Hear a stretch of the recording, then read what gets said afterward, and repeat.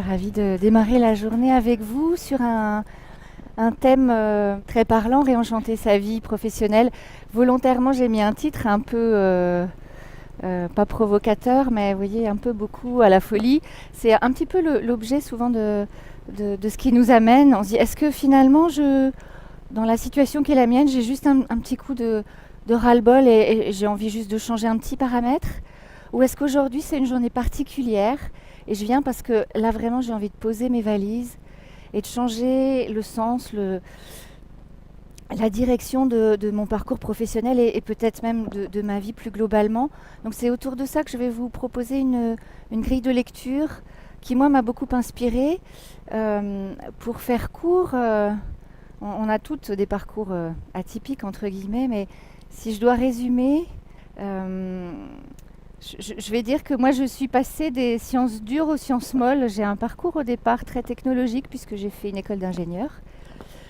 Et puis, j'ai au fil de l'eau réalisé que ce qui était le plus important pour moi, c'était d'accompagner les personnes et de faire en sorte que chacun se sente la bonne personne au bon endroit et au bon moment.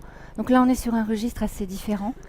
Et donc, chemin faisant, j'ai envie de dire par saut de puce successifs, j'ai commencé en faisant des petits ajustements et puis il y a un moment où j'ai vraiment posé mes valises en me disant comment est-ce que je peux réenchanter ma vie et en fait me rendre utile d'une autre manière, avoir le sentiment d'apporter la contribution pour laquelle je suis ici. Alors c'est un peu autour de ces questions-là en fait que j'ai envie de partager avec vous. Ce que je vous propose, c'est 10 minutes de projection avec un modèle qui s'appelle le modèle des saisons, qui utilise la métaphore de la succession des saisons. Donc il y a quelque chose de circulaire, il y a quelque chose de cyclique. Donc c'est ça qu'on va avoir en main. Et puis ensuite, je serai vraiment à votre écoute pour échanger de manière plus interactive. Et ce que je vais vous présenter, c'est issu d'un ouvrage qui s'appelle Réenchanter votre job. C'est pour ça que le titre est formulé de cette manière-là. Vous pouvez trouver au stand de Cultura tout en bas et je serai ravie d'en parler avec vous si vous le souhaitez. C'est l'une des facettes. Alors en fait, souvent on parle de transition de carrière. J'ai même envie de parler de transition de vie. Et dans le jargon du coaching de transition, on parle de transition de type 1 ou de type 2. Alors c'est peut-être une chose qui vous parle déjà. Donc vous voyez, il y a quelque chose de circulaire. Vous imaginez 4 cadrans. Le cadran en bas à gauche, c'est le printemps. En haut à gauche, c'est l'été. En haut à droite, vous devinez, c'est l'automne. C'est là où aujourd'hui on en est, mais ça ne veut pas dire que vous êtes à l'automne. C'est quelque chose de très métaphorique. Et puis en bas à droite, on a l'hiver. Je vais vous présenter le modèle en partant de la saison qui nous parle le plus, quand souvent on arrive, là on a la tête qui bouillonne, on est en été, de manière métaphorique. L'été, c'est la saison où on produit, c'est la saison où on travaille beaucoup, c'est la saison où vous allez être davantage dans une préoccupation de performance, de productivité. Et en fait, si je prends une métaphore un peu agricole, c'est la période aussi où on moissonne. Donc c'est là où il y a du résultat, quelque chose de tangible, quelque chose de valorisant. Et puis en même temps, à force d'être dans cette action, cette suractivité, parfois la machine se grippe. Et le risque de surchauffe nous guette. Alors ça peut s'appeler le burn-out ou ça peut s'appeler par bien d'autres termes moins techniques. En tout cas, on peut arriver à une sorte de butée. Il y a un moment où on se dit stop, là c'est trop, ça colle plus, il y a quelque chose qui ne va pas. Donc là, vous seriez tout en haut du schéma.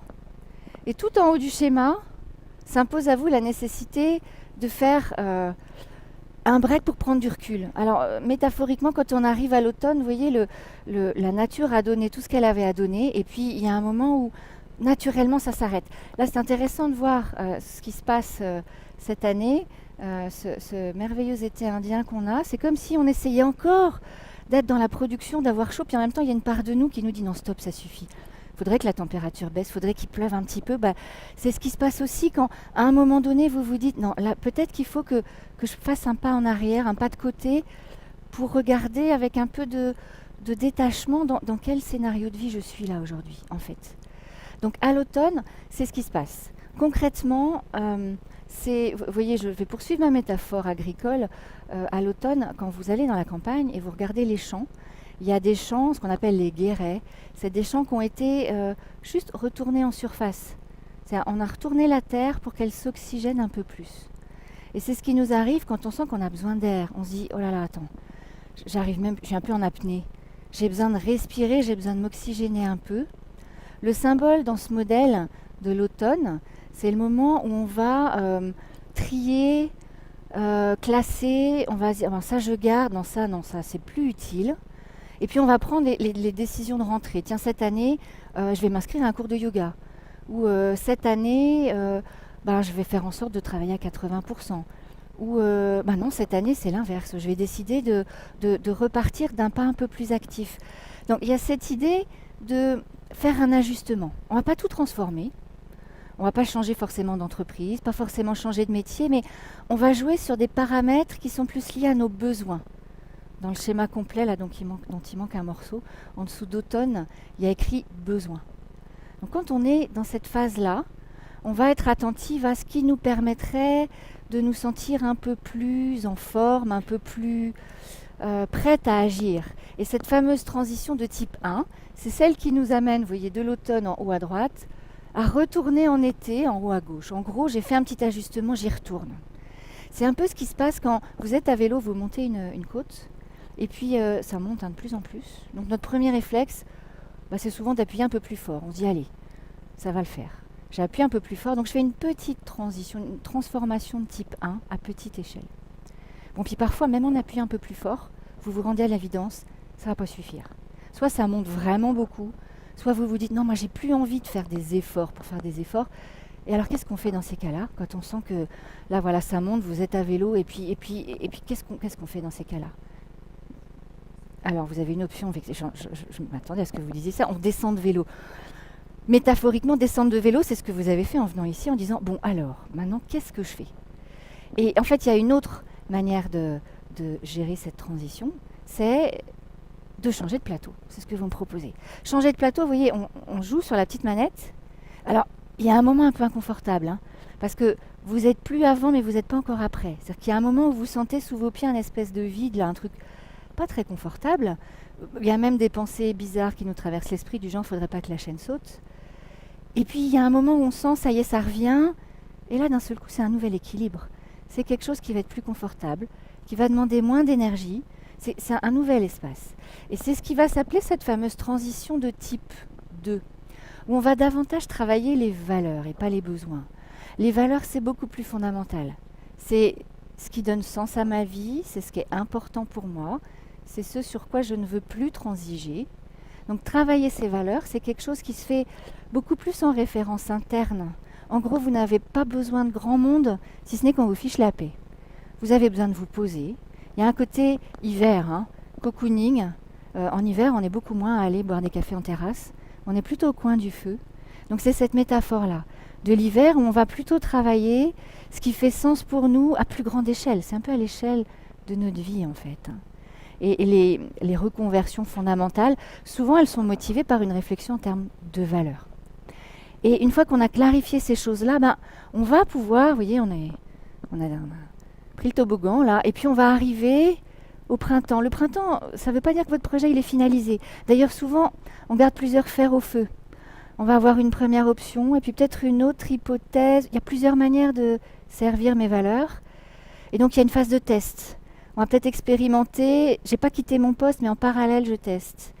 Ou alors, je vais faire plusieurs choses, je vais les mener de front, et après, quand j'aurai vraiment pris ma décision, je pourrai me retrouver dans la phase été, à nouveau dans une logique de performance, de production, quelque chose qui avance en fait. Donc vous voyez, il y a cette idée de processus dans lequel on ne peut pas griller les étapes. Quand on arrive à l'automne, il y a un moment où il faut se donner le temps. Il faut accepter de poser ses valises, peut-être de s'arrêter, de courir, peut-être changer d'air. Dans mon livre, je dis prenez des vacances, partez en voyage. Parfois, prendre du champ, c'est prendre du champ physiquement aussi, hein, c'est changer d'air. C'est rencontrer des gens différents. C'est un peu ce que vous venez faire aujourd'hui. Hein. C'est changer de perspective en entendant des discours différents. Et ça prend un peu de temps. Et du coup, voilà, le processus peut se conduire. Alors, j'ai des écrans avec quelques photos complémentaires, quelques phrases pour vous amener à réfléchir. Même si là, ce n'est pas dans les 3 minutes qui nous restent qu'on va le faire, mais dans l'échange, ça peut être notre base de discussion. Aujourd'hui, dans quelle saison est-ce que je me sentirais ? Est-ce que j'ai l'impression qu'il s'agit plutôt d'un simple ajustement ou vraiment d'une réelle transformation ? Et en fait, les enjeux pour moi, ils sont de quel ordre? Qu'est-ce que j'ai à gagner? Qu'est-ce que j'ai à perdre? Pas d'enjeu, pas de motivation. C'est vraiment important de s'interroger sur ce que je mets dans la balance et éventuellement de tendre un peu l'élastique. Vous voyez, c'est comme les enfants quand ils jouent avec des frondes. Plus l'élastique est tendu, plus la pierre va aller loin. Si je veux être sûre que ma transformation soit vraiment une transformation de type 2, parfois c'est important de mettre un peu plus d'enjeux, de se dire mais dans le fond ce que j'ai vraiment à gagner, c'est ça, mettre des mots sur les enjeux. Ça peut être quelque chose de très aidant et de repérer ce qui va vous aider à avancer. Vous voyez, on a parlé de besoins, de valeurs. À quel niveau est-ce que ça se situe pour vous, la question de fond aujourd'hui? Et ça peut vraiment être très aidant si vous vous faites accompagner, de trouver la personne qui va vous donner son soutien au bon niveau. Si on est en automne, on va plutôt travailler sur des outils comme la sophrologie, je pense à la méditation pleine conscience, des outils qui permettent vraiment de se remettre au centre, de prendre soin de soi. Et puis si vous réalisez que, non là c'est plutôt l'hiver la question, travailler sur les valeurs, c'est un travail différent qui sera plus de l'ordre du coaching. Donc on sera sur d'autres leviers d'accompagnement, d'approfondissement. Et là je parle de faire appel à des personnes extérieures, mais dans tous les cas c'est vraiment vous qui devez être aux commandes de cette démarche. Souvent quand on enclenche ce genre de démarche, c'est parce qu'on prend conscience que jusqu'à maintenant c'est pas forcément nous qui étions aux commandes. Et subitement là on se dit mais c'est moi qui décide désormais. C'est vraiment mon chemin de vie. Je vais juste terminer avec ce dessin-là. En fait, beaucoup de choses sont dans la représentation qu'on se fait de notre situation, du contexte, de nous-mêmes, de nos talents, de nos valeurs. On pourrait échanger plus longtemps autour de cette idée, mais simplement vous interroger sur les croyances qui vous animent aujourd'hui, quelle représentation vous vous faites des choses, et peut-être imaginer comment aujourd'hui vous pouvez décider de changer de lunettes, ou simplement poser les lunettes que vous portiez et puis regardez ce que ça peut donner avec une paire de lunettes d'une autre couleur. Comment est-ce que je peux me nourrir de ce qui va bien dans mon quotidien. Vous voyez, le titre de l'ouvrage « Réenchanter votre job », il est parlant, c'est pas forcément tout envoyer promener. Parfois, c'est remettre du positif dans ce que je traverse aujourd'hui et qui peut me nourrir pour m'en servir de tremplin. Donc ça, c'est plutôt des outils issus de la psychologie positive. Il y a plein de choses très pratiques. On parle beaucoup d'exercices issus de la gratitude aujourd'hui, c'est pas un gros mot. Donc ça, c'est des petits ajustements. C'est déjà ce qui peut vous mettre dans l'énergie, qui vous met en mouvement. Et puis après, réenchanter son job, ça peut être poser ses valises de manière un peu plus radicale. Je vous remercie pour votre attention.